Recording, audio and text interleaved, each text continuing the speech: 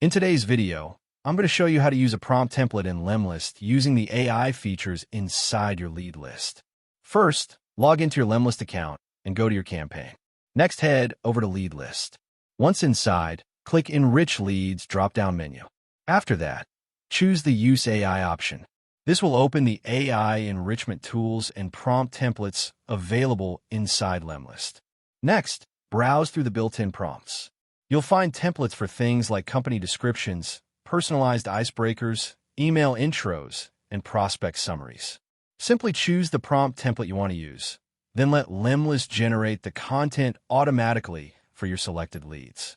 You can review the generated results, make quick edits if needed, and save everything directly into your lead list or campaign. And that's how you use prompt templates in Lemlist to quickly create personalized outreach content with AI. Thank you for watching this video.